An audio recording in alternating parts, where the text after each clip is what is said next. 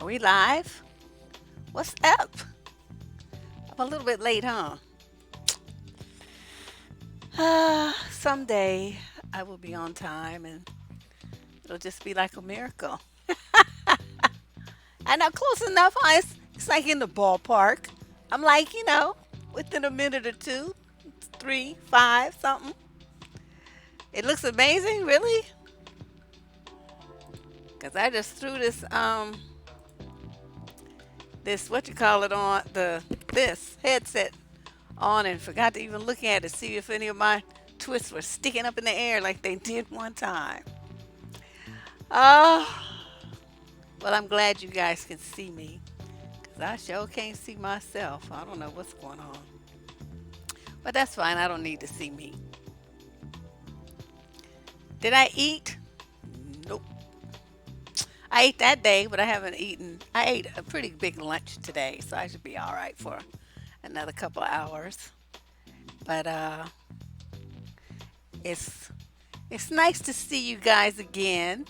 It seems like it's been so long, huh? How'd you like that interview I did with Stephanie? Did you get a chance to see that interview about the kids being given the drugs, the puberty blockers? Did you get to see that? That thing was so unbelievable to me. I don't know. I think after she and I finished the interview, I just kind of sat there stunned for a few minutes at the grand because I'm a big picture person. I don't just look at the little segment. I look at all the parts and how they create a whole and how they interact with the whole. And I'm seeing a disaster in the making. It just reminds you when they were giving pregnant women thalidomide and everybody thought it was the best thing since sliced bread. Total experiment. And then kids start being born with, fingers coming out their forehead and whatnot and legs this long and all kind of crazy shit was happening. And then they realized, oh no, maybe we shouldn't have been messing with people's fertility and fetuses and things like that. I think it's going to be the same thing with this situation here, giving these kids these drugs. Oh, honey, wasn't that interview? Eden said that interview was scary, wasn't it though? I mean, and she was just like bam with the facts, and it was just like one of those kind of things that I'm a I like facts. I mean, I don't like to live in a fantasy world. But I'm telling you, these parents better wake the hell up. They better wake up and start talking to their kids and stop running scared, thinking these doctors know everything. These doctors are after a buck. And, they're probably getting paybacks, what they call them, where they give you like dividends or something. I can't think what the word I'm trying to use. But, they get like perks and benefits from drug companies from selling their stuff. All the drug reps, they sell so many, they take their line of pills and pimp them to their customers, and they sell enough of them in dollar value. They get like free trips and golf clubs and all kind of stuff. They, that's how they push their drugs, and the doctors are like the drug dealers for them. So I would imagine, yeah, kickbacks. Thank you. It's the same type. I'm thinking it's a similar kind of setup. And the way to do it. I mean, these kids are gonna be on these drugs for years and years and years. So I'm like, this is some straight, as they say in the hood with a K, straight bullshit. So I don't really know what to say about all of that, but I do know that it's pretty scary stuff. This is pretty scary stuff. And if I were a parent, I'd have a real problem with it. Is that the San Francisco skyline? Yes, it is, circa 1995. I don't like the modern skyline. I don't like the way it looks right now. So I went back to the day and the time when I used to, live around there and, hang out in San Francisco. And I really wish I could find one from like, in the 70s and 80s when I was growing up and put one of those up. But I'll keep looking. I'll probably find one. But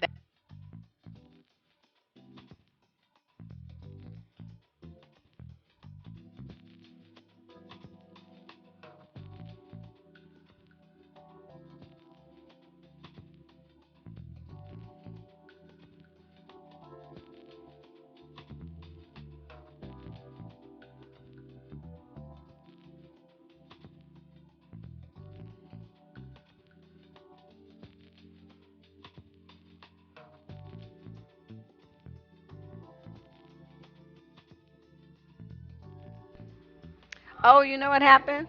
I hit the thing and I accidentally muted myself. You can hear me now? Can you hear me now? Can you hear me now?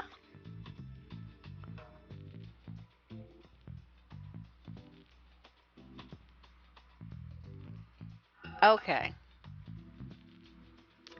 Well, maybe I'll just have to edit that part out. But yes, that's what I did. I'm waving my hand, I'm doing my wild Italian talking and hit the little button here. You hit that and it mutes your microphone. So let me put this, I need to do something so I don't touch it because I like to wave my hands a little bit too much. And that's not good. So anyway, you still can't hear me? Refresh your browser. If you still can't hear me, refresh your browser because it's the mic is unmuted now, and you should be able to hear me.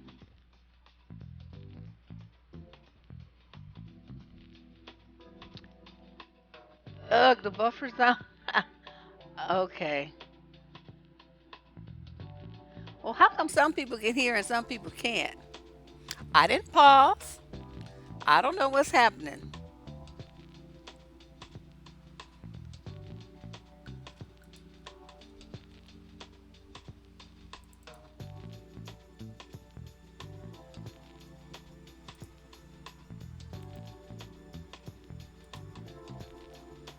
I don't know what the hell's going on here. Okay, let me check something and see if the. No, it's at 2000. That should be fine.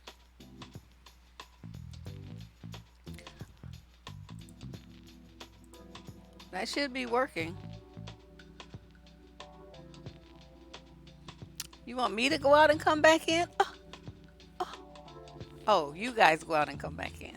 I was going to say, I think if I go out, it turns off the whole show.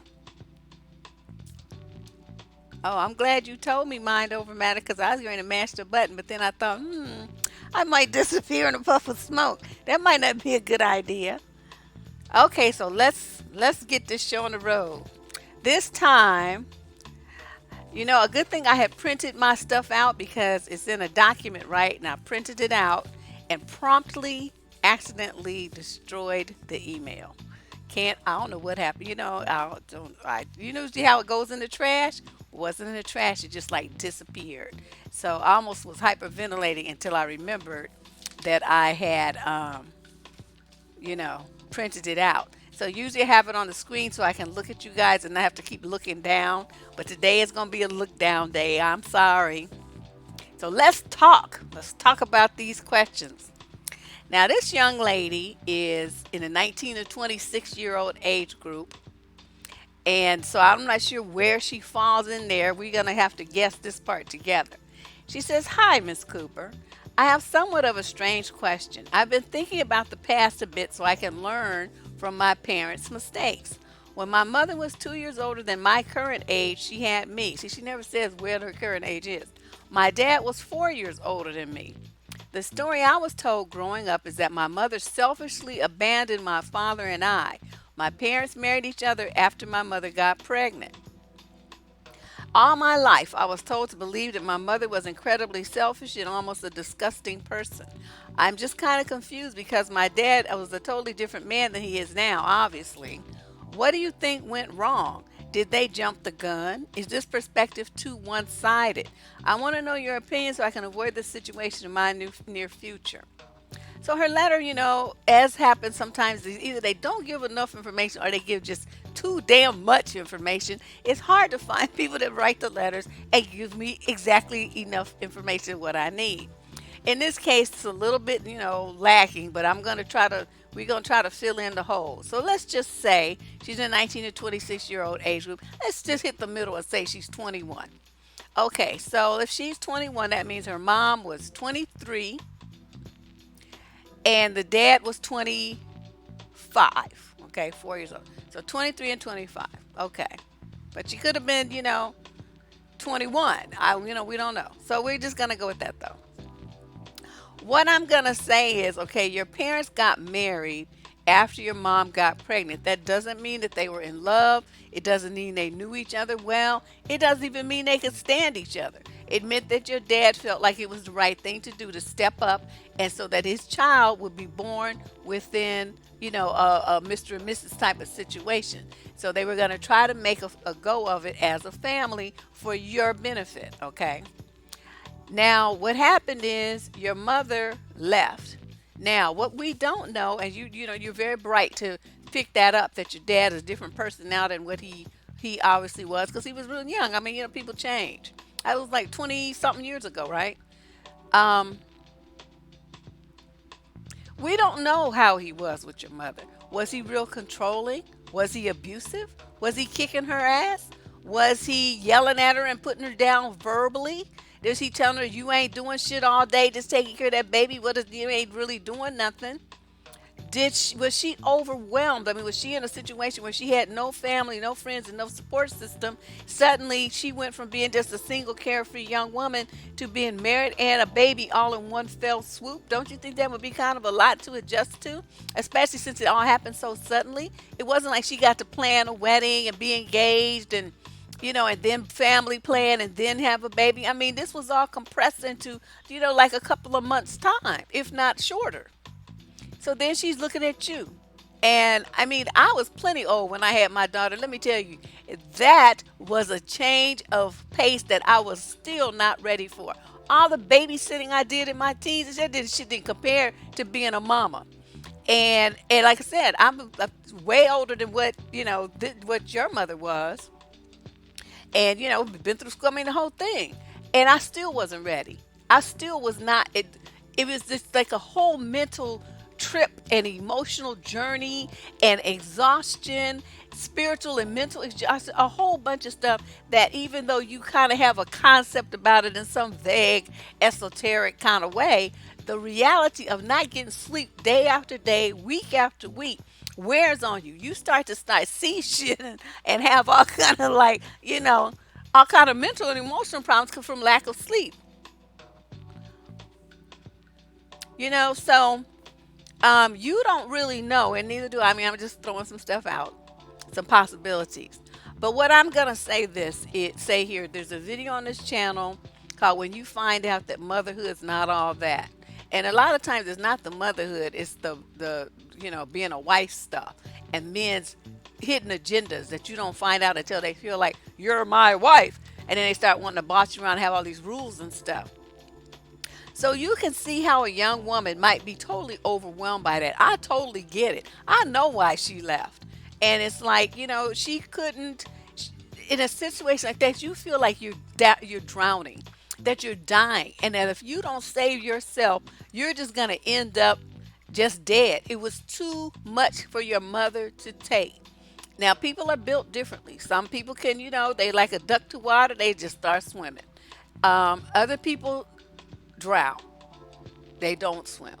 And your mother sounded like she was a drowner. And so rather than drown, she got out the water. And the water was, you and your dad. Now the thing about it is, she had your dad was there. He's perfectly capable of taking care of you. And he's older. He's, got the money and working and all stuff. So it was nothing that you were gonna be missing except for your mother. But I'm thinking that don't let them poison your mind about her until you talk to her. Get the story straight from the horse's mouth. Don't let them give you their interpretation, which is tainted with their feelings and their belief about what she did, their opinion about what she did. They're in their feelings about what she did. None of you really know why she did it because none of you have talked to her. So when you talk to her, listen. Don't be saying daddy said and everybody said and you musta and all this kind of stuff. You say, I want to hear from you because I've heard some, perspectives from some other women about motherhood and marriage, and maybe, you feel like you were sold down the river. I don't really know, but I don't want to make an opinion. And I don't want to come to any conclusions. I want us to sit down and have a talk like a mother and a daughter, and I want to figure out what what's going on with you, and what dreams did you feel like you were gonna lose, where what was going on with you that this was you felt was the best solution to save yourself. And you know just go with that, see what she has to say. All right, I wouldn't be too hard on her though. What's wrong with this stream? you know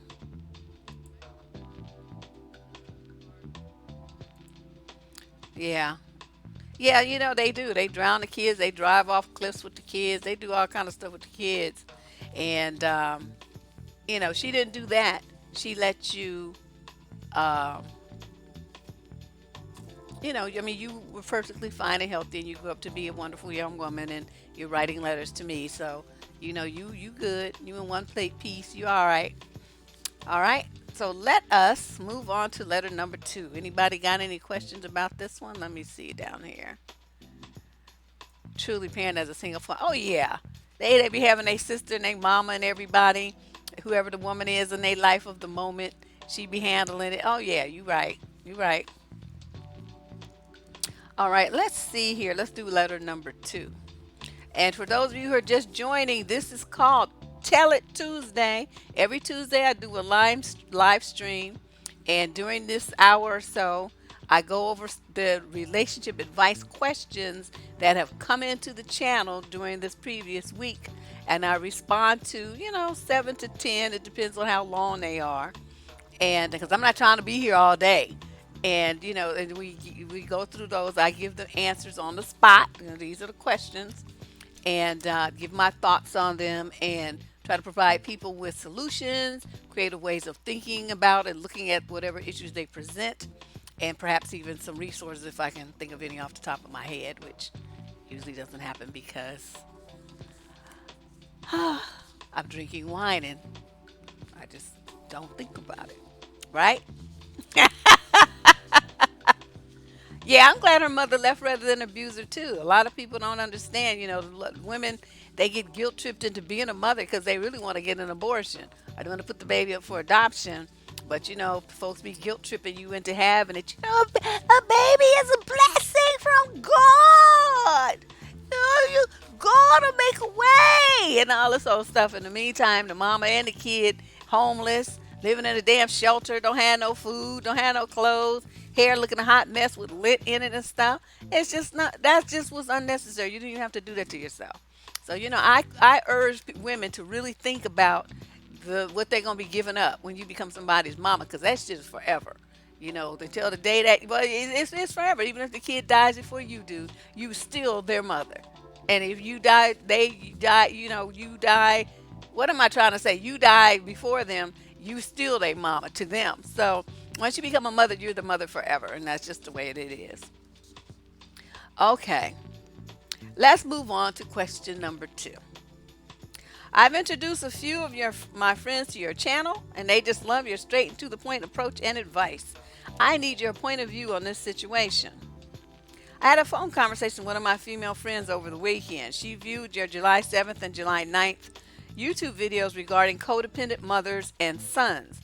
She was venting to me about issues she's dealing with her mother and oldest brother.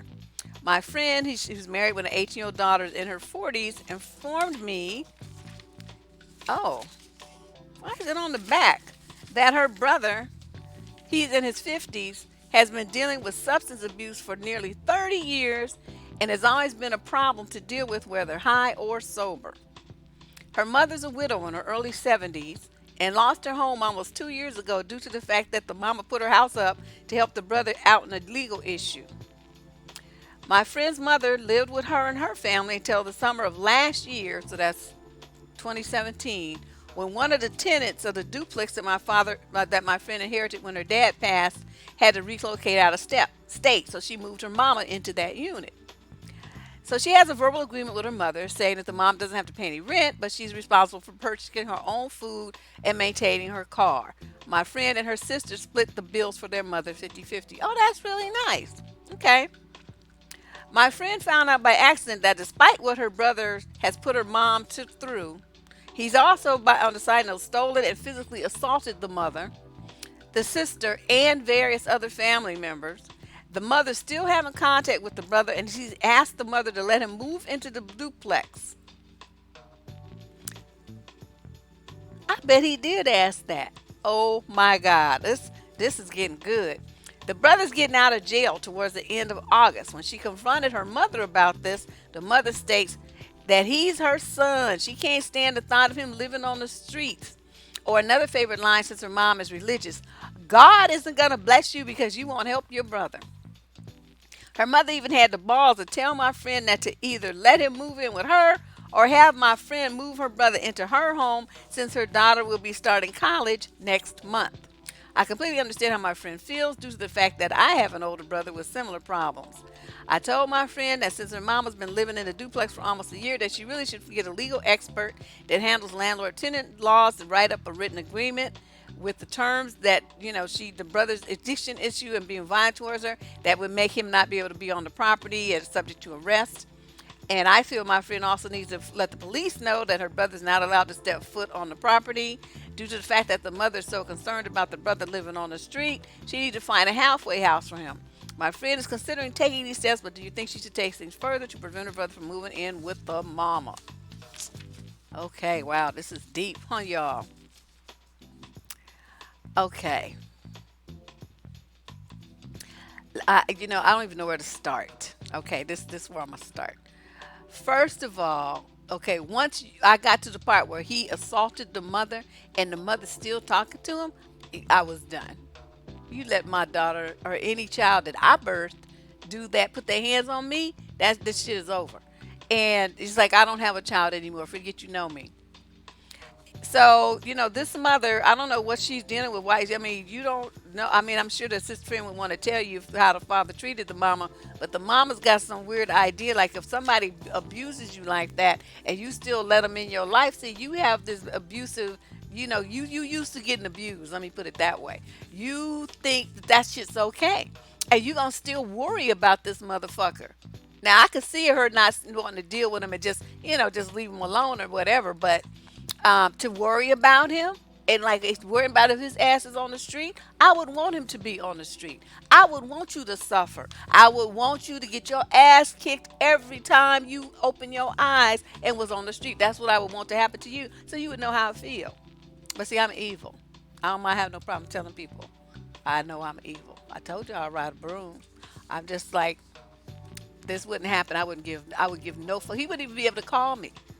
Okay, so this boy is a loser. He's in his early 50s. He's in and out of jail, substance abuse, alcoholic, and want to be, thinking he a big baller criminal or something. Real criminals don't get caught. The real criminals are not in jail. The idiots are the ones that are in jail. So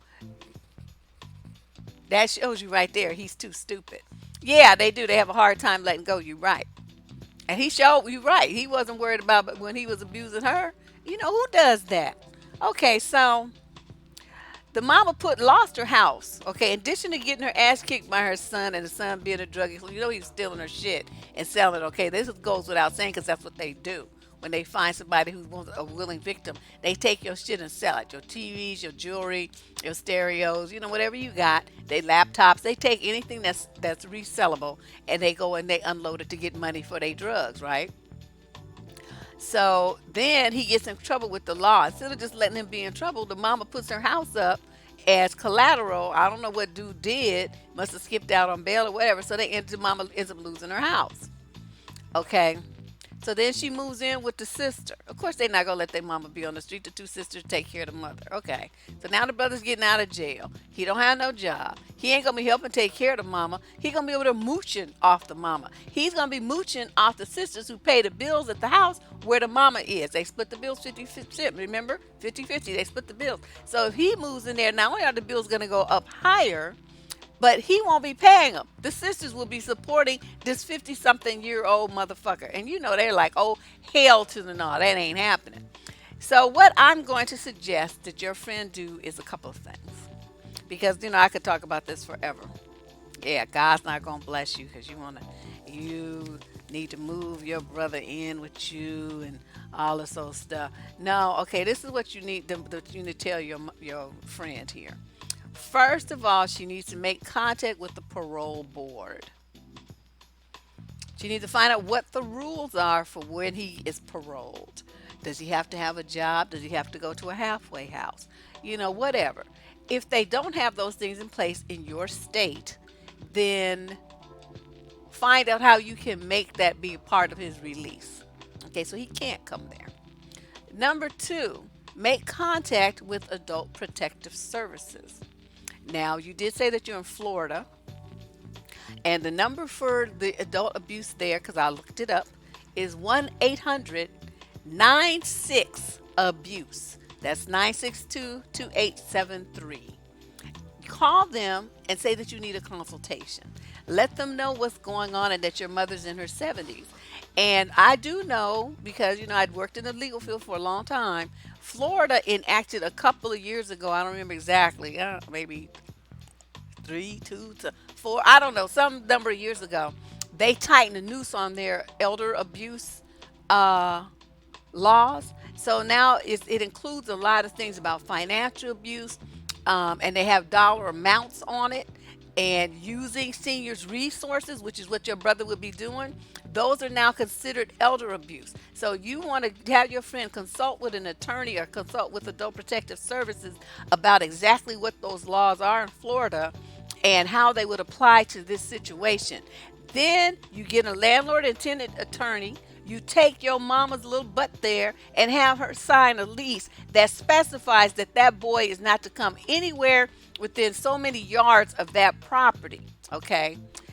Because this is for her own protection. That's why you got to go through the adult protective first. You see what I mean? You tighten a noose around your mother and putting up a fence around her. She doesn't even won't even understand really what's happening. But your friend and her sister need to do this to protect your mother from herself, because she's a 70-year-old lady and she's not, something, she's not thinking too straight. The final thing that you need to do is tell your brother what the story is, right? Say you are not to come here. If you do, I'm going to report you to the police because you would be using mama's resources, which is a violation of state law, and that would mean that you committed a crime called elder abuse. And fuck you, motherfucker. Trust me, I will see your black ass right back in prison. Don't mean shit to me. I don't give a fuck where you are, but you ain't gonna be here. Let me just put it that way. And then for the final needle in the hat, you need to sit your mother down and you need to say, Mama, this is how this is gonna go. Me and I don't know, Junebug, whatever your sister's name is, we've been supporting you. We pay for you to live here. Okay, we are not paying for no grown man to be in this house, especially one that already made you lose your house and made you homeless. So you think we got a soft spot for him? We don't have shit. We don't give no fucks about his ass. He could live in a park, in a tent, on a bench. I don't care where he is, but he's not gonna be up in no house that I own. Now this is the deal. If you really are that concerned about him being where you are, then you need to pack your stuff and get out of my house. That's gonna be it. You're gonna go and live somewhere else, or you're gonna stay here and we're gonna take care of you, but he will not be here. Another option is we can put you in a nursing home, in a senior facility, and he still won't be there because he won't be able to live there. So those are your three options. Scare her ass. Because there's nothing scares older people more than telling them that they got to go live in a home. She will do whatever the fuck you want her to do after that. And you need to have some brochures there too. So as you tell her, you can be flipping up bad boys and letting her know how serious you are. She needs a reality check. Yep, shock her ass. Shock her. But you got to do it with a straight face. A lot of people don't have that poker face. Please, I am a master poker player. My mama, bless her little heart, she's not here with us anymore. But she knows that how I am. And it's like if I say this and that, then everybody in my family knows it's this and that. And don't challenge me, because the next thing you know, everything I told you that I was going to do is going to happen. And then you're going to be looking stupid, because I don't play. If I tell you this is the way it's going to be, then that's the way it's going to goddamn be. And this motherfucker, and then also tell your friend to get herself a gun. Get herself a gun, because she's in Florida. And she can protect her property and her mama with the stand your ground law and drop her brother's ass right there in the front of the building. I won't be shit that he can say about it, especially if she has done all these things that I told you to do first. The noose will be tightened around his neck. That nigga won't be able to jump without the police being there to catch him. And that's my solution to this problem. Anybody else got something to add? Oh no, I'm just telling you. It's like when you think about, okay, you give me a situation where I could be evil to somebody, all the evilness just flows. It just, I don't even have to think about it. It just comes out. I'm gonna do this, and this. I'm gonna put your ass in checkmate, and then there won't be nothing, no escape for you. And that's just gonna be the way it is. Mm-mm. Especially, these kind of mothers like that. You have to protect them from themselves sometimes. They turn, like I was saying a couple of weeks ago, parents, they go from, being kids to adults and stuff, and they go down, and then pretty soon they're going back downhill, back to kiddies again. And then that's where we have to step in and assume the parental role. Things kind of flip. They become the child and we become the parent.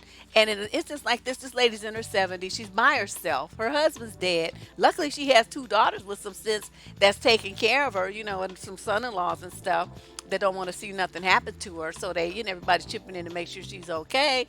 And, she got her little Social Security or whatever, her husband's Social Security. So, she buys her little food and stuff, and then they let her have the rest of her money. She don't even have to use it. Her expenses, they covering it. I mean, she got a great setup for somebody who, it's wonderful. It's just good that she has kids that have those kind of resources.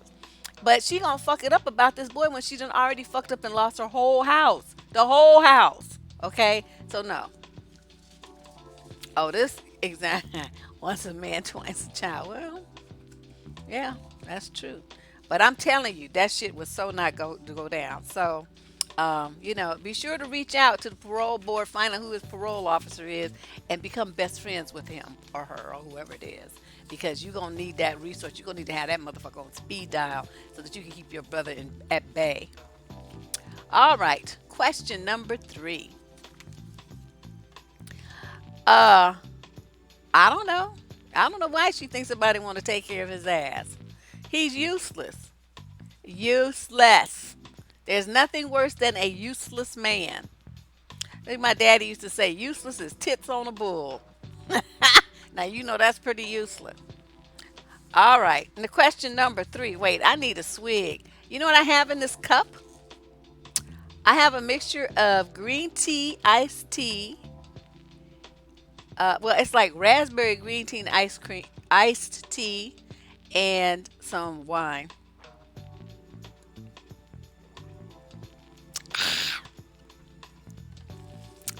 You know what we used to say when I was a kid? You know what our toast was? We would say ergi baga. Don't ask me where that just came from. Why did I just remember that? I haven't thought about that in 30 years. But ergi baga, that's what we used to say, and we would touch our cups of milk or our Kool-Aid. So cute. Kids are so funny. It actually tastes really good though. It's like refreshing. It's kind of like a wine spritzer, except I don't like that soda water, club soda, whatever they do. They put in it, and see, by adding the green tea, I get antioxidants in addition to my wine. So see, I'm combining. There's wine has benefits too for your heart. I'm telling you, this is a cup of goodness. You didn't know that. Anyway, question number 3. This lady says, should I talk to my ex's family even though I'm married now? My ex's family still calls me and asks me to talk to him just once. What should I do? I've been married over a year and they still call me. And this man gave me the toughest time when I was with him. What do you think I should do?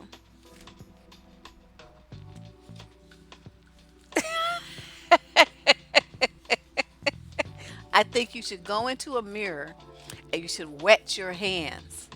And then you should draw back, like way back here, like this, and then come forward and slap the shit out of yourself. That's what you should do. Because you are just stupid. This don't make no damn sense. Let me tell you what they trying to do to you. Okay? You're getting set up. Do you think that his family gives a shit whether you talk to him or not? This is him urging them on because he doesn't want to call because he knows you won't talk to him. So he's using them to get to you. And you dumb because you pick up the phone and answer it. It's like, what in the world? Why don't you use the blocking feature? All cell phones have that block call feature. You used to have to do it, through your service provider. Now you can do it right on the phone. So, and if you don't, just go on your service provider's website and block all calls from these numbers. And like Verizon even has that rude message on there. The caller you are trying to reach refuses to take your call. And then that's it. They just tell you how fucked you are. They don't give they just are like, you ain't talking to this person.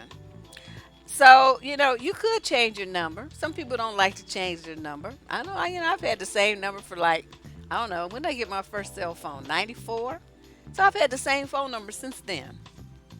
Every service provider I go to, my phone number comes with me.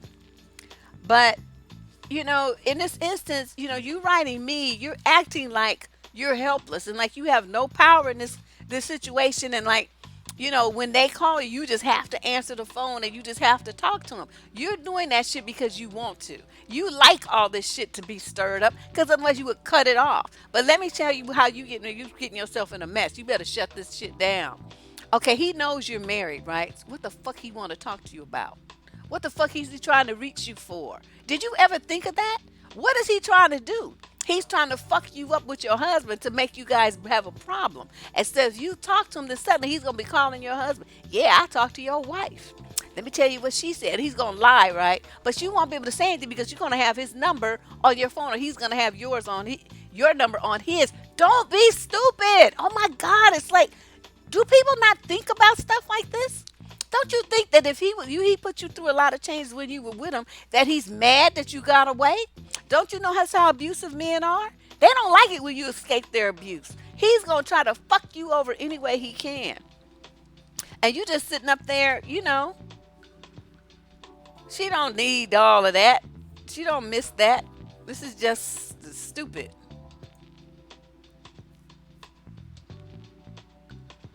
Oh, she got that already. That's not the issue.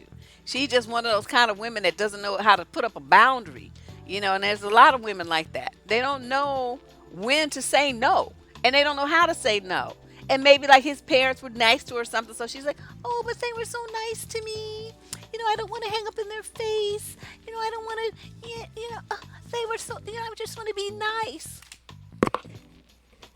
Exactly. I'm like, I don't. Do people not understand game anymore? I can't even. I just am really having a hard time understanding why she's not understanding what's going on here, and how she's getting herself in a trap. I say how to say no in all my ways. She don't look like she know how to say no even the toddler way. No, little kids say no, no, no. She don't look like she know how to even do that. But that's something that you think about is changing your phone number because you don't seem to be able to make the word no form with your mouth or stop calling me, leave me alone. Things along those natures which put up a boundary. You don't seem to be able to do that. So change your number and change it to an unlisted number. Something where they can't be calling you anymore. And then go on social media and do all the appropriate blocking things that I always talk about. And then, you just understand the game that they're trying to put you in, the cross they're trying to put your behind in. They're gonna fuck up your marriage and you're gonna let them do it being stupid. Okay, where am I? Okay, this thing, I hate how it printed on two sides. It's confusing me. Okay, where am I? Okay, that's that one. Okay, here we go. Yeah, I'm like, wow. No, she should not tell her husband this because her husband's going to be pissed that she talked to them at all. She's going to create a problem. She needs to handle this like a G and stop acting like a fucking wimp. Yeah, see, that's me and we, because I would still be cussing him out. He would be hanging up all kind of lines.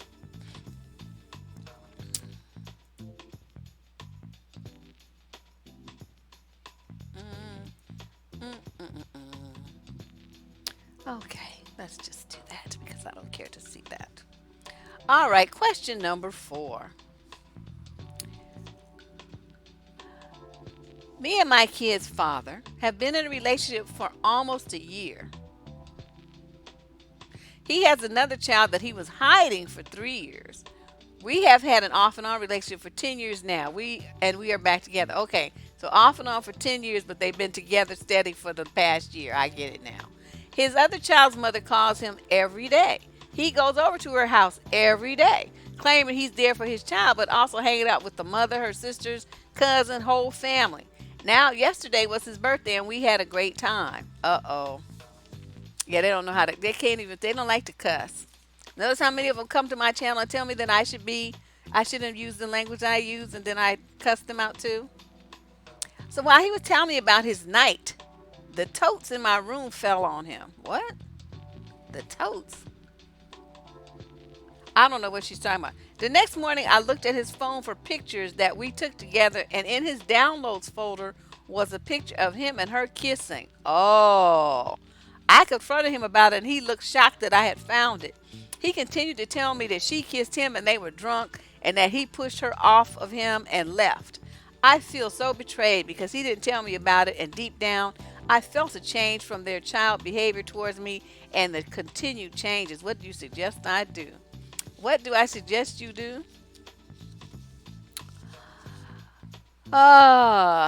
You have to understand something, my dear.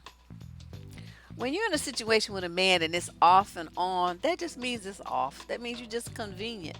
That means you're the rebound. That means that you're the one he comes to when his main interest isn't working out, so he won't be lonely and so he won't be bootyless. That's what off and on means. Okay, because grown men who are really into you, you don't get to be off.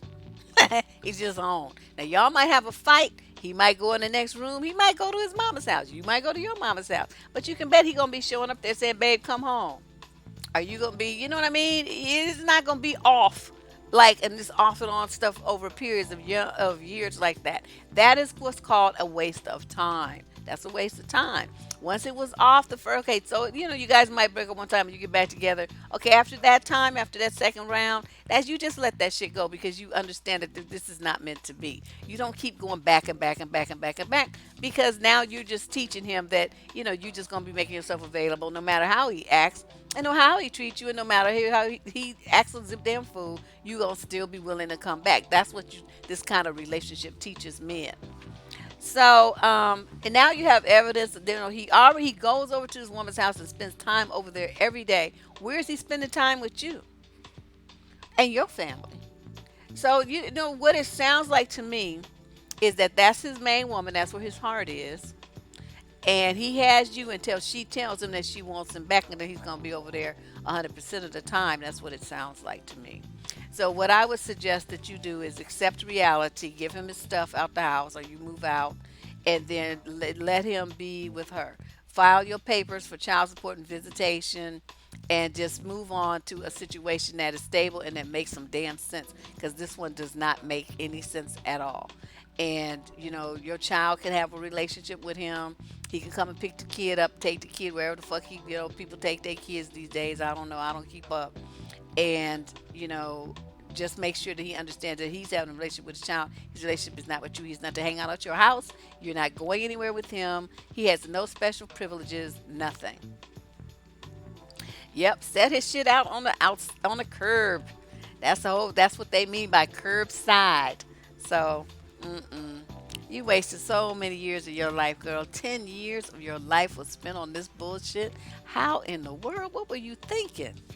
I just don't get it.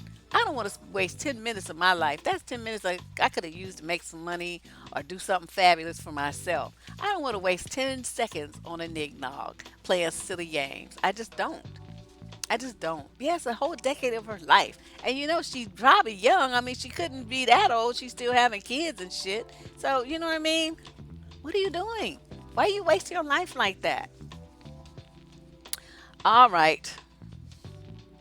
Well, the main thing that bothered me the most, I forgot, is that, she said he hid the kid for 3 years. So when you got somebody who's doing something like that, they're a liar. They hide the truth. They manipulate and they gaslight, and they're a narcissist. So everything about this man means he an ain't shit nigga.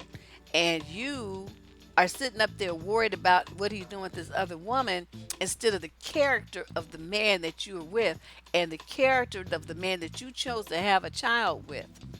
This is a bullshit nigga. You should have never got pregnant with any kid that he did. I just no. That was a grandiose error on the 10th power. I don't know what you was thinking. I just don't understand. It's like y'all just go and find the most raggediest ass niggas that you could find to have a kid with. And then you be going through all these changes and wonder why he's clowning and why your kid is all fucked up and messed up emotionally. And then it's like, what would you weren't even married to him? What you do that for? So I'm thinking if a woman marries a man and they have a kid and then she finds out he's stupid, that's different. That was a husband and, something happened. I don't know what happened. But, you just like kicking it with an, especially one in a raggedy, like off and on situation like this, and you having a kid, can't do it. All right. Let's find this um, letter number. What is this? Question number 5. Man, these raggedy, ooh wee. I just say I'm allergic to raggedy niggas. I start sneezing and itching and shit. I can't no. All right, letter number 5. The guy I've been dating for a few months asked me out on Wednesday. So this must have been last Wednesday because I did the thing on Tuesday, right? For a dinner date on Friday at 6. At 4 p.m. on Friday, he called and left a voicemail that he was very sorry, but he would need to cancel our date since he had some good friends of his had come into town unexpectedly and he was going out with them. He didn't mention if they were males or females, and he did invite me to join them. Oh, wow. I was very angry that he would blow me off for a quote better offer and not invite me. I would never have done this to him. This is the second time he's canceled on me. What? The second? Canceled on me with a lame excuse. I sent him a text saying, call me when you can fit me into your life. I haven't heard from him in 3 days. He's probably mad at me. Should I call and apologize for my snippy text? Hell no, you shouldn't call and apologize. What's wrong with you? And what's wrong with you when a man dumps you after the first date? You don't go out with his ass no more. You just started dating a man and he starts ducking and dodging like that. Unless his ass has gotten in a car accident or fell out from a heart attack or a stroke or his mama died. So, I mean, he better have some kind of like major excuse why he didn't show up. And this kind of stuff, I don't give people that kind of that. No, you don't get a second chance. We had a date. You the one that set the date. You called and asked me out. Okay, and then you want to try to flake out on the end. This a wrap, brother. Just lose my number. He might have some other woman, but it could just also be that he had friends that come into town. I mean, that does happen. I've had that happen. But when I tell them, because they roll in, from other, like I went to school in Texas. Okay, so they gonna come to California. They don't always tell you. It's like, okay, well, I'm here. I'm like, well, why didn't you tell me in advance? Oh, well, girl, something, they got some reason why they didn't do it or whatever. And so then they want to hook up that night. No, I can't do it tonight because I got plans. I'll check you out tomorrow. That's how I do it. It's like, because you decide to show up and let me know at the last minute, that don't change shit in my world. And then if I don't get to see him, then I just don't get to see him. Better plan better next time. But, that's just the way that is. But, but when she said this is the second time he called, and did she want to call him and apologize? See, that's the dumb bitch move right there. You don't do that. You don't never apologize when his ass is the one in the wrong. What is wrong with you? Why would you even think that that was a proper solution? What is going on in your head up here? Have some pride about yourself. You should have been cussing that motherfucker out. That's what you should have been doing. You don't sit up there and apologize. And then say to call me when you fit your life. What is that? No, the correct message is, motherfucker, lose my number. Don't ever call me again. That's what you were supposed to text him. Not call me when you can fit me into your life. Some little bitchy shit like that, which leaves the door open for him to call you. And then you're going to just pick right up because now he can fit you in his life. See, y'all need to change your perspective. Have more pride about yourself. Value yourself more. That time that you spent waiting around for his ass, you could have been out with somebody that it might have meant something. Not wasting time with his knucklehead. Oh my God. I know. Low self-esteem. This hurts my feelings, to tell you the truth, that you would treat yourself like this. That you don't let men treat you like this. They blow you off, they get one chance to do that, and then he's fucked. He's just, you just next him. Don't ever give these dudes another chance unless I'm telling you, unless they have like a major excuse, and their car better be fucked up, and they better be bleeding. Okay, then maybe. But other than that, you don't get a second chance. You should have planned better. That's not my problem. Okay, that was a disappointing letter. I wonder how old she was. Whew. Okay. Yeah, it doesn't matter. It's just utter disrespect and just totally devaluing her time and devaluing her. And then she devalued herself by saying, when you can fit me into your life, which leaves the door open. So, see, it's just too much going on there. They just need to close this chapter and both move on. Yeah, motherfucker better be bleeding. I mean, and not just like lightly with a band aid bleed. I'm talking about need stitches bleeding. I mean, you know what I mean? Where your ass is like patched up and shit. Then maybe. Okay, question number 6. Ooh wee, man. The bottom, he off the list. You on that list that, when you get on a job list, you know how the list expires after a year and then you got to take the test over again, if when you want to get back on the list? He's like that.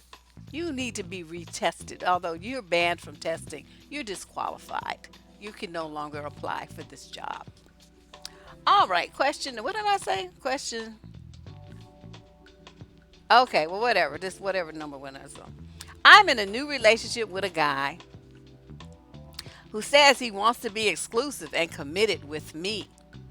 He's great and a lot of fun, and he treats me well except for one thing. I've noticed he is very frugal. Okay, the F word. This the other F word that, no, we don't do this F word. And we only go out to places that are inexpensive, like pizza, matinee movies, drinks with no offer of food, picnics on the beach, etc. After a few weeks of dating, he asked me to dinner. Now, keep this. He asked me to dinner. Okay. And when the bill came, he asked me if I could cover it. I would have said no, because you asked me to dinner. I didn't bring any money. I did willingly, but it didn't feel right. Yeah, because you just got played. That was a test. Oh, let me finish reading the letter. Then, after a few more weeks, we decided to cook dinner together at his place and went to the grocery store together. And when we were checking out, he said, "It's your turn to pay." I looked at him stunned. I said, "Okay," and paid. Wow. I would have walked off and left all that shit on the counter. But when we got in the car, I was angry and asked him, "Is this how it's going to be? Do you want me to pay every other time or what?" He, wow, this letter is, wait, where's this letter at? See, I hate this. Why did this print out like this? I'm so confused. Oh, here it is. He said that it was only fair since we both earned about the same amount of money. I don't know why this bothers me so much, Deb. I was raised to believe that the man should pay for the majority of the time, especially in the first few months of dating. I don't know if he earns the same as me. All I know is I cannot afford to pay for half our dates, nor do I want to. This makes me think he won't be a good provider for any family we might have. I feel he's being cheap. Am I off base? Hell no. Let me tell you about this motherfucker right here. What you got tested, okay, and you failed the test. Talking about you paid willingly, you supposed to tell his ass no. See, that was a test right there. You say, "Look, you invited me out, and that means that you pay. If you wanted me to pay something, then I will do that if I want to. I will invite you to a place that I can afford and a place that I like. But you invited me to a place that you like. Is this off of my budgetary reach? And then you sit here and you spring this on me that you want me to pay. I didn't bring any money, so now what?" And he can't say that you did. You know what I mean? So what you gonna do? You gonna sit there looking like his ass was gonna pay. That's what's gonna happen. Now, at a situation like that, what I would have done, since he liked to play them kind of silly games, I would have dumped him. You kept seeing him though. So you taught him by still seeing him after he pulled that stunt that you are willing to be the kind of woman that will pay.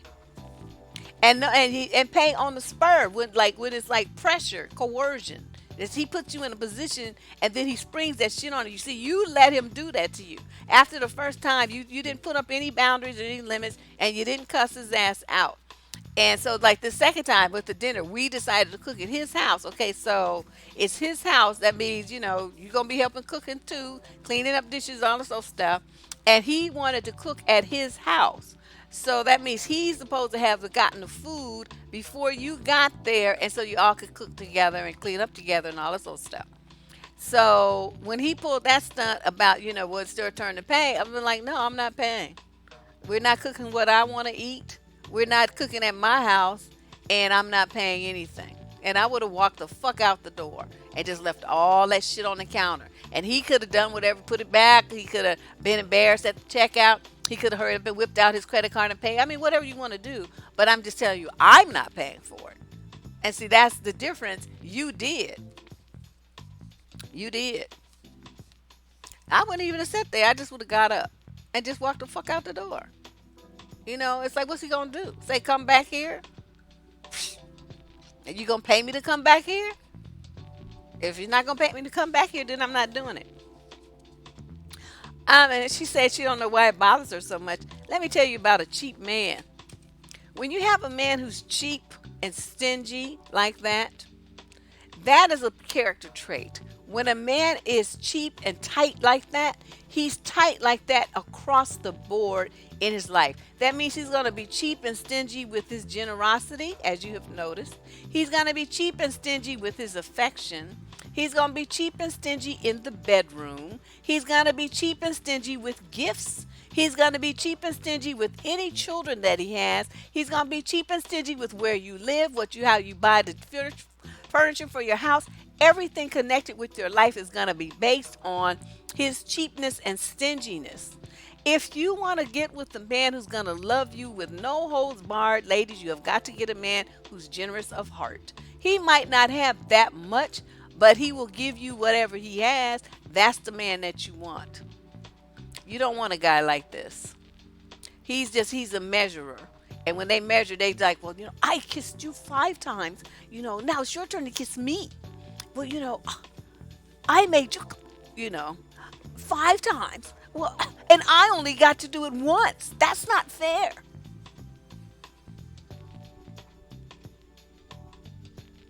I don't know. I don't know what y'all be thinking.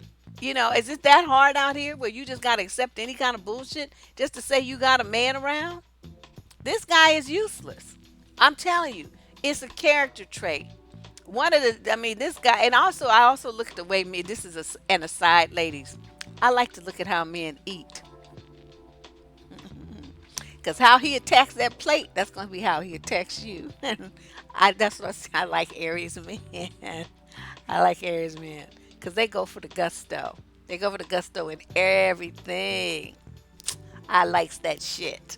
So you got some guy, them Poindexter dudes, that they got precisely cutting their food and picking up the little morsel and doing this thing here. Nah, we can't. Because then they going to be in the bedroom doing the same kind of little shit, that dainty shit. I'm not trying to be bothered with all that.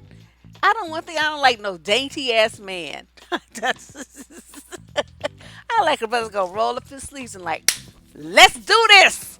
That's what I like.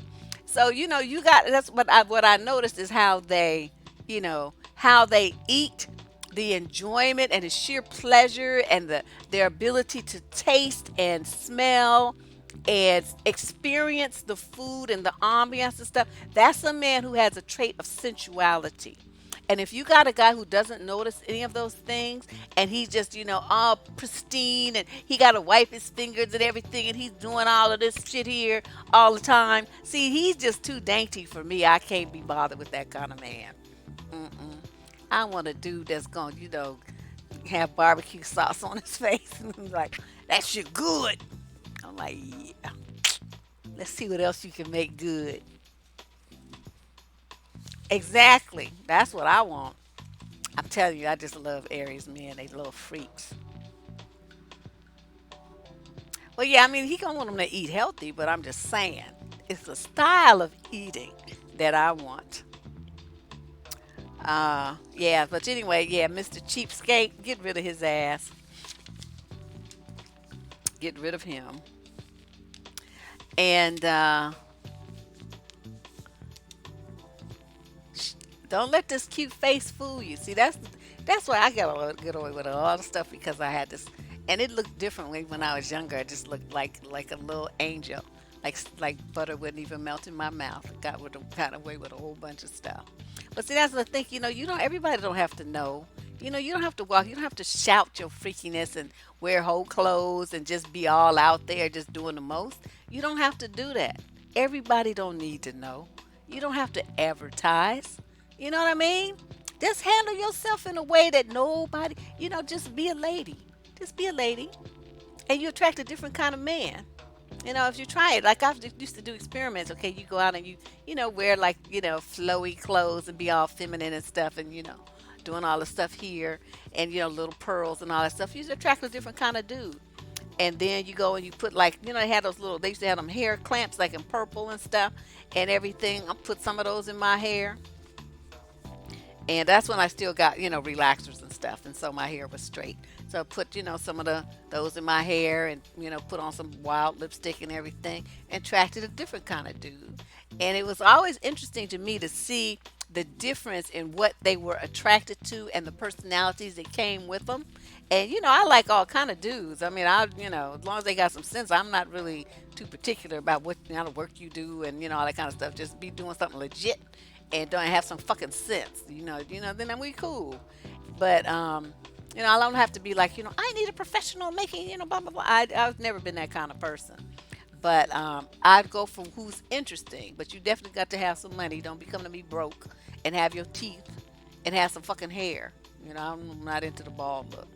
And and preferably the goatee. See, I remember today. And but other than that, I go for how we interact with each other. Yeah, I don't do Scorpio men. I don't do Cancer men. No, I run from Scorpios. Oh, he does. Mm-mm. Well, honey, you can have my lifetime share of Scorpio men, cause I'm just like, yeah, Capricorns are all right too. I don't do Leo men. Yeah, I can't do Cancer men. They clean too much. Leos, we want to roam around. I mean, think about how lions do. They kind of roam around. They always come back to the pride. They ain't trying to do nothing, but they just want to roam around. And so, I like to do that. I just like to be in my freedom. Would I date a man that uses coupons? I would not. Not unless we were an established couple, Robert, and this is why. Now, like you a couple and y'all trying to like save your money because you guys are planning a trip. 6 months from now, y'all want to get up and go to so and so and be there for 2 weeks and make sure all your bills are paid at home, or 3 weeks or something like that. Then yes, we're gonna use the hell out of coupons, and preferably we're gonna cook at home because we're gonna save as many pennies as we can for our trip, and we're gonna go all out. Okay, because we're gonna spend up all the money we ever thought we had when we go on our trip. But that's different. You guys are a couple and you got like a joint vision for something. But some dude who asked me out, and then he gonna start pulling out 2 for 1 coupons or something on a date. No, we're not doing that, sir. What it would be better for a guy to do is just go to a restaurant that he could afford. And I'm not saying because I don't eat I don't eat seafood and all that kind of stuff anymore. So my dates are kind of cheap, but that still doesn't mean I want to see you use a coupon. That's kind of insulting. You don't want to do that. That doesn't leave a good impression. Okay, your goal on the first date or two, you on the first date you want to get to second, on the second you want to get to third, and third you want to get to fourth, and then after that you got something going. You know each other, you got something going, but you don't want to pull that out and look like that dude we just talked about, that cheap dude. That's a turn off. Yes, Aries men are cool. Sag men are good lovers for me, lovers for only, not relationships. We fuckers are crazy. Okay, just crazy. They got something wrong with them.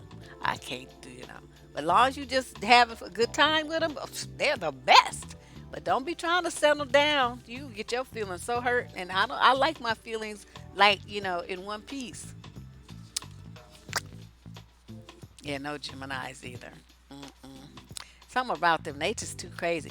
I'm just very particular. I'm just, I just, it's only a few kind of men that even catch my eye. All right, so let's do letter number 7. We got a total of 8. So y'all keep it, y'all just like got me on the sidetrack. All right, here we go. Question 7. My new husband and I have been married for 1 year. We are in our early 50s. Oh. He's been divorced for 7 years and me for 10. He has 2 grown children. His ex remarried an old boyfriend within a year of their divorce. I'm told she's happy. Nonetheless, I have this feeling she's not going to let go of her control over my husband. For example, as soon as he told his daughters that we were getting married, she called him the next day. Then she invited him, me, my mother, and my daughter to a going away party for one of his grown daughters who's heading to grad school.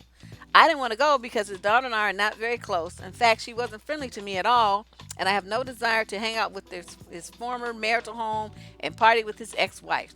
When she asks him for extra money for one of the kids, he immediately gives it to her without consulting me and even without having made a household contribution to me for the month. Oh, hell to the no. That means he's pimping you to give her shit. You dumb. You need to put your money in a separate bank account where that motherfucker can't get to it if that's how he's going to be acting. But anyway, let me finish this letter. The ex-wife is first. Seems to me she still calls the shots, and he responds. She has written to him several times. A few months ago, she wrote him a nostalgic letter reminding him of their anniversary 26 years ago and the wonderful home they provided for their children and offering him an apology for whichever she might have done to hurt him during their marriage, which ended 7 years ago, and thanking him for the house he built with his own hands that she lives in and thanks him every day and so on and blah, blah, blah. Okay, where's this damn letter? Why can't I? I hate this. I'm never doing this again. Okay, and so on and so on. So where's the rest of it?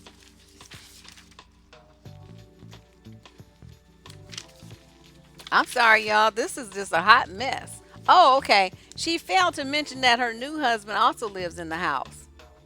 And he now, okay, so she put in too much information. I'm angry at him because he responds to her and disregards my feelings about wanting nothing to do with her. I repeat, the kids are grown, 22 and 25. In this situation, I have become the off the wall crazy. I want no relationship with his ex, and I want to be respected by him and by her.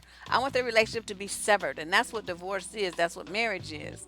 In any case, I don't understand his loyalty to her and for me, and why he has anything to do with her at all, except that she was the boss during their 15 years marriage.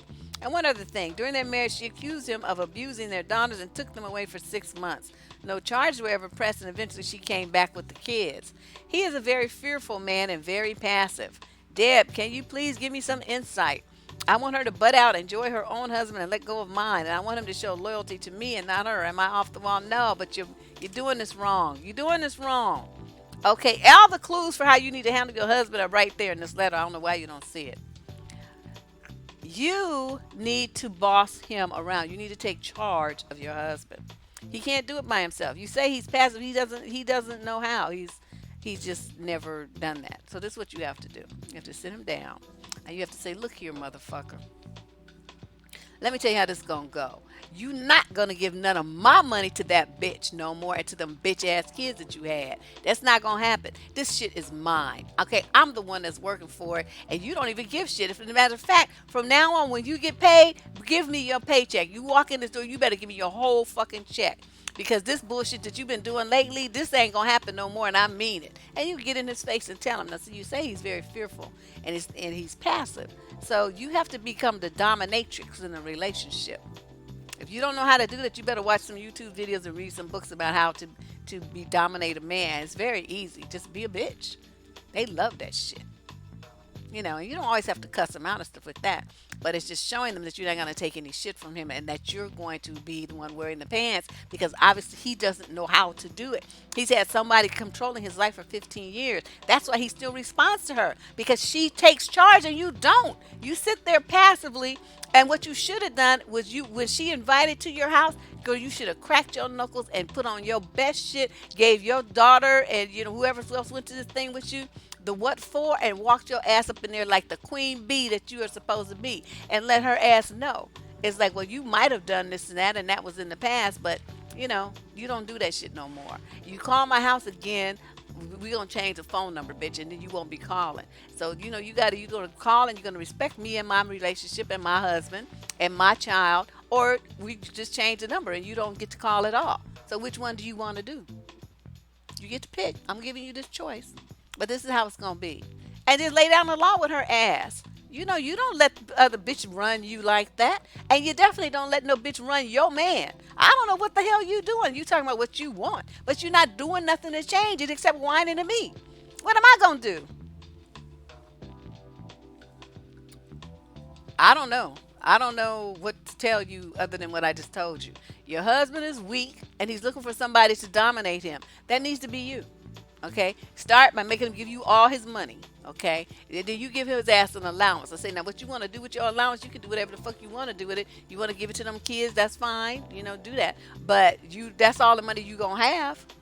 And put all the money in your name. So he can't get any of it. He can only get his allowance that you give him in cash.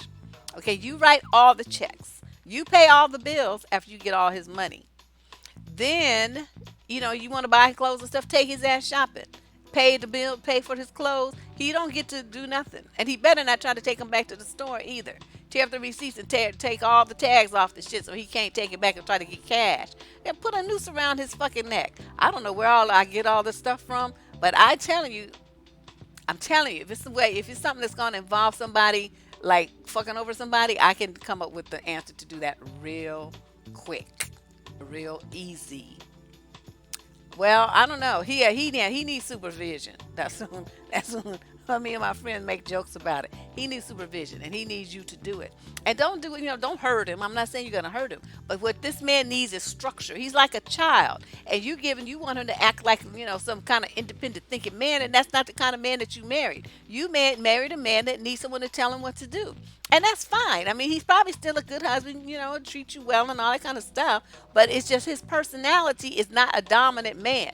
So you're going to have to be the one to step up and set the parameters under which your marriage and your household will be run. You're looking for him to do it, and he's incapable of doing it. It's not going to happen. And you're going to be constantly frustrated trying to get him to do something that he's not cut out to do. And you're going to be wanting something that the man is just incapable of giving you. That makes no damn sense. Work with what you got. Okay? Stop wishing and hoping for something that's not there. Just fix this. This shit is easy. This is very easy. This is easy to fix. You could have his ass and her ass in check within 3 days. It don't take a lot, but you got to have your shit together. You got to have your attitude right, and you got to let them all know I'm running this shit for now. And all the shit you was talking about, bitch. You take that over there with your husband, and don't bring that shit to my house no more, or we gonna have a problem, and you're not gonna like my solution to it. So yeah. All right, and here go the last one. I think I can find this final page. I think. Shit. Yeah. Okay. There's a lot of these people. Well, he's not really a toddler, but I'm telling you, men just have different personalities, just like women do. Some women want to be submissive. Some men want to be submissive. You guys, come on now. There's not to say. You mean I know in the black community we deal with a lot of what's called toxic masculinity, where they just want to be vile and violent and just all the disgusting and nasty and shit to kind of to say that this is a man. This makes me a man. That doesn't make you a man. And as far as you being a woman, your task in your relationship in your marriage is to bring out the best in your man. And in this situation, she's got the good foundation. I mean, obviously the guy, he knows how to be a provider. He's, decent dude, but you want something out of him that he can't give you, at least not by himself. He needs some motivation and some help. And that's where you step in. Just understand what you got and work with what you got. You can have a good marriage with him, but you're going to have to be the boss in it, and that's just the way it is. Okay, question number 8. This is the last one. My husband, why are you getting so many letters from married women lately? I thought my channel was for singles dating. Anyway, my husband has befriended a woman who is the sister of his friend. Okay, so his friend, okay. She calls him often and sends him text messages to ask how he's doing, or if he is working hard, or to tell him that she is bored. I told him I wasn't comfortable with her calling so much, and that he said there's no reason to be worried. The more she called, the more I would get angry at her because she knew I didn't like it, and I would get angry at him for allowing it. Just recently, I finally exploded after asking nicely for months for him to tell her to stop calling and to call her own boyfriend when she was bored. He did call her and tell her with me present, and told her I was having a problem with them talking and it wasn't him. He then thanked her for being understanding. Oh, he would have got clocked upside the head with the nearest blunt object. When he hung up the phone, he was very upset over what he had just told her. He acted as though I just destroyed the best friendship of his life. But I thought that's what I was for. Was I wrong? Help me. You should also know that I have met this woman and she seemed a little fake. I'm not sure if that comes from my own prejudgment or if it's true. There have been times when she was supposed to hang out with a group of us, not just my husband and I, but she never showed up. Her reason for not coming to one of those times was that she didn't think I wanted her to be there, and I hadn't even met her at that point.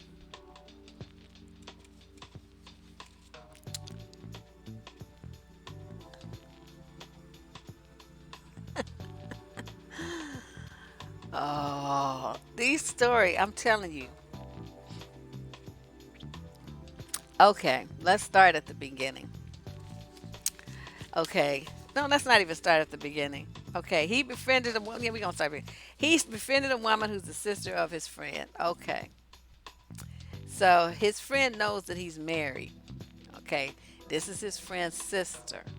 She knows he's married, then she has no business calling him because she's bored. Now, I mean, the more she called, the more I would get angry at her because see, you don't need to get angry at her. You need to get angry at your husband because she couldn't be calling him if he wasn't encouraging it. Every man who I know who's married and who doesn't want any problems in his marriage is quick to let you know um, that he's married and he talks about his wife often. Okay, that's like a boundary that they put up and they do it right away, like within 4 minutes, 3 minutes of meeting them. They let you know that they're married and they start talking about their wife. So you're going to know the wife's name. You're going to know how long they've been married or whatever. If they got a couple of kids, you keep talking to him. He's going to talk about his home life and his wife and his relationship with his wife and how much he loves his wife and where he went with his wife and what him and his wife's plans are. Okay, he gonna let you know. When you have a guy like this that keeps taking calls and entertaining some single woman when his wife has already expressed the fact that she finds it threatening, but he don't give a shit that you find it threatening. Now there's two ways to handle this. One is you could get you a male friend and start calling him and hanging out with him and just letting your husband see what it feels like. That would probably be my approach because I'm evil like that. The second thing, the other option that you could do is to tell your husband that he needs to make a decision. Either he's going to invest his free time and energy into spending time and conversing with his wife and building up his relationship, or he's going to be doing all of those things with some other woman that he's not married to. In which case, the two of you have no need to continue to be married. And he needs to hear that because what he's doing is this is like what they call an emotional affair. Okay, he's investing emotions in someone that he's not married to. He's laughing and joking and having, and frequently, I'm not talking about like you just, hook up with the person at the party or you talk to him a little bit at work, maybe at lunchtime or something, and it's a group of people. That's not that's what's going on here. This is a one-on-one relationship that these two people are developing. Any woman would find this threatening, so don't feel like, there's something wrong with you. What I'm really disturbed about is your husband's way of handling it, where he gets on the phone and tells her, well, she doesn't like it. It's like he's passing all the responsibility for it on you like a petulant child instead of saying, this situation, I need to slow this down because this is causing problems in my marriage and I don't want to do that. He didn't handle it like a man. He handled it like a little bitch. So, yeah, he's loving the attention. He's loving it, but it's going to cost him the marriage. So, are you going to love child support and alimony, motherfucker? Are you going to love that as much as you love the attention from this bitch? Because that's where we headed. Just keep that in mind, and when you keep this shit up, and you're telling her that you know, that you're getting mad at her. You need to stop getting mad at her and start throwing some shit at his ass. And then I'll tell you what I did. I had, this boyfriend, which I shouldn't have been living with him, but I did. I was living with him. We was in college, right? I'm living with his fool. And we had actually talked about getting married. Oh, I'm so glad I woke the fuck up. I was too young to be talking about that anymore. I don't know what I was thinking. I was drunk, young, stupid. Okay, so anyway, so he, we going to school. And so he comes home. And so it's like a Friday night. It was about 10:30, 11 o'clock. It was late. And the phone rings. That's when people still have house phones, right? So the phone rings. And he picked the phone up. Oh, and then he giggling on the phone. So, that got my attention. I'm like, who this motherfucker talking to, right? But I'm just sitting there, I'm not really tripping. And so, but the conversation was, then it became obvious that he was talking to some girl, right? I'm like looking at the time, I was like, how this bitch calling my house this time of night? And so then he's like, how he, how people cover over the mouth of the phone, right? He cover. Oh wait, here, this is better. This is a fake phone. The mouthpiece part, right? He covered that up. Babe, uh, this so and so from my English class. She's like, want to know, where's a good place to go tonight, honey. I walked over to him. I snatched that phone out of his hand, and I get on that phone and I said, "Bitch, if you want some information, call 411." And I hung up that phone. That nigga was standing there looking so quick, and I don't know where that came from because I had never acted like that before. That was the beginning of my metamorphosis into the damn that you see today. It just came on just like that. I had been calm and peaceful and like a happy-go-lucky, this little, student type of person up until that moment. And I just flashed on his ass, and he was just standing there looking like that. He didn't know what to do. And it was like, oh yes, I did. And I don't know where, like I said, to this day, I don't know where that came from. I had never said anything like that to anybody ever before. But after that, he was like giving me the side eye. And I'm like, let me tell you something. We live here together, and you talking about you want to get married and shit like this. There's boundaries here. Don't no bitch call my house after 9 o'clock at night. This is the way that it's gonna be. You have a problem with that? And he's still sitting there looking at me like this. Well, no, but she didn't mean nothing about it, babe. This now. No, no, no, no. Yes, she did, because you don't call to talk to a man who got a woman at 11 o'clock at night. Nobody does that shit. That's booty call time. So you let that bitch know, don't you ever do that again. I'm going to go up to that campus. I'm going to beat her ass. And he knew, me, I'm telling you, just, I mean, yes, college educated and all that, but I'm a hood rat on the inside. I will fight your ass without a problem. I don't give a fuck. And so he knew I would beat her ass. So he's like, you need to calm down. I was like, and it's like I wasn't even really jealous. You know what? I felt disrespected. That's what it was. I didn't feel it was, I felt just very, very disrespected. Like, what am I supposed to be? Nothing? You just feel like you can just treat me any old kind of way? Bitch, I will find your ass because I know where his class is, and I will wait there and see him talking to you, and I will snatch your ass and beat you down right there before anybody can get to you to save you. It will be too late. So, I don't know. That's just I just don't like that kind of stuff. You gonna treat me with respect. You don't have to like me. You don't have to love me. You don't even have to say anything to me. But you better not disrespect me, and then we don't have a problem. We can just be, just neutral. Oh, total head rat on the inside. Half on that, halfway on the outside too. But you know, uh, yeah, yeah. That dude, I'm telling you, he didn't know. I'm like, nigga, you must have got me confused. I'm from the film Mo. We don't play like that. I will rock your fucking world. And so he left me alone after that. We didn't have no more problems like that. But I'm telling you, yeah, it's just like a switch flips, and you just something triggers it, and then you just become like somebody that you don't even recognize. Because after it was over, I was like, where the fuck did that come from? I still don't know where that came from. But yeah, she didn't call no more. If she did, I didn't know nothing about it. Let me put it that way. And my daughter says to this day, I have dog hearing because I could hear some shit like that happen down the street, and they'd be like, "Well, what did you?" I'm like, "Did you hear that? Hear what?" I was like, "Such and such said such and such," and they'd be like, "Who said that?" I'm like, "I don't know. I heard somebody down the street say it," and they're like, "I'm telling you." So that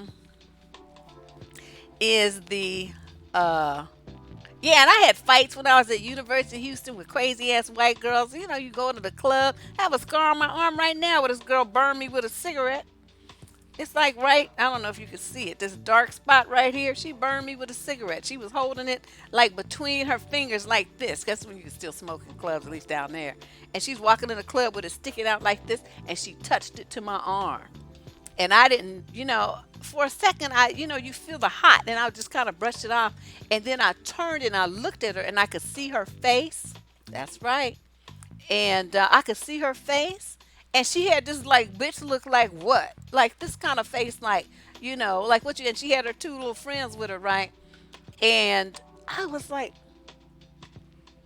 Cause in California, the white, white people, black people, we have a different kind of agreement. We don't clown each other like that. So I hadn't grown up with that kind of stuff. It was more a respectful relationship. Yeah, we was different and everybody hang out together, but nobody was gonna pull no shit like that. And so this little Texas girl thinks, she gonna burn me. I'm telling you, left the scar, it fucked me up. And I hauled. I took her cigarette and put it out in her drink. That's what I did first. I snatched it and put it out in her drink. I said, "Well, now we can make sure that shit don't happen again." Because she was like, "Oh, I'm sorry," with this, kind of face. And that's why I snatched it and put it out in her drink. And then, she gonna try to get mad and try to throw her drink at me. And I'm telling you, that's what I was working on. It goes well. I was done. I was cut. I'll grab that bitch and I'll beat her ass right quick. And it was like by the time they got to me, I had a good 6, 7 punches in. She was fucked up. So then the security came and everything, and they threw me out. I'm like, look at this burn on my arm. This bitch done burned me, and you throwing me out the club? But I fucked her ass up. Her face was all kinds of fucked up. She was bleeding too. I beat that bitch's ass right quick. So then the dude I was with, which was the same guy, he was like, I heard all that commotion over there. I knew it was you. I knew it was you. And I was like, you damn right, it was me. But then I told him what happened. So, and then we went to this club in Rice. It was the same thing. And he was like, why did I bring you to Rice? I'm like, I don't know. Because you should have known better if you know that these people are going to be acting stupid. You know how I am. I'm not going to let no white girl clown me. We're not going to have that. I'm just not going to have, that's unacceptable behavior. And so, okay, just leave it. Thanks. I wonder if I have to sign for it. I hope not. Guess I'll see if he goes to his little truck, the UPS dude. Um,